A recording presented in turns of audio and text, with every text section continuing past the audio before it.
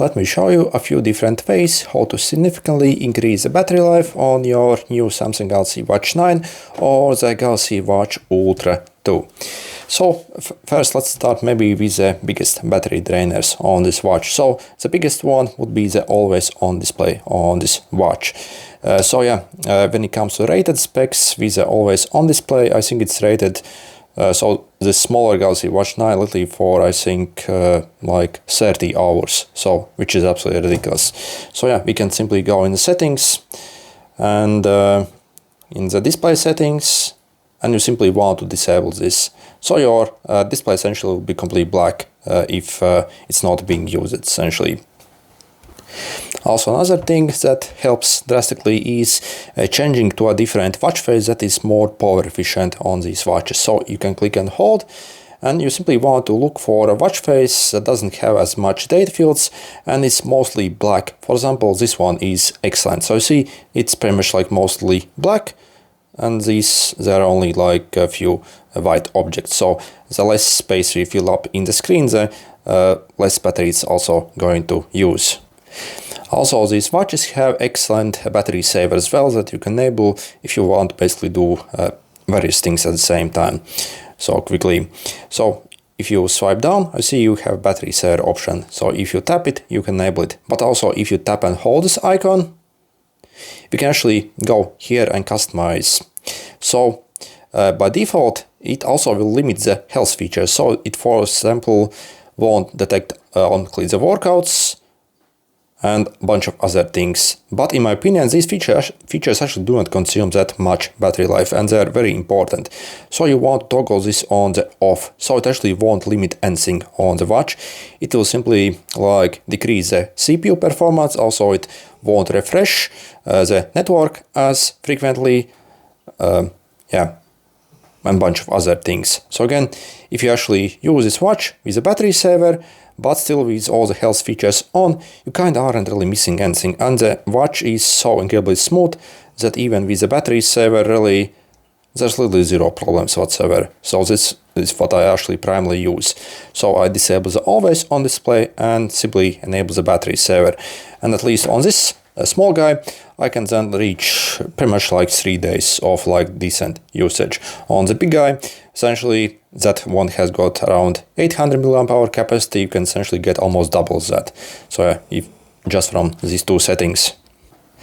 Then also another feature that actually drains quite a lot of battery is like assistant. So the voice wake up for it. So see, hey Google, set a timer for 5 minutes. So essentially this assistant is listening to you at all times. So we can simply disable this voice. So go in the settings and in the Google Digital Assistant and make sure to disable this feature, this only. You can still obviously leave this press and hold option. So yeah, if you want to learn something or ask the watch to do, you can now simply press and hold this button.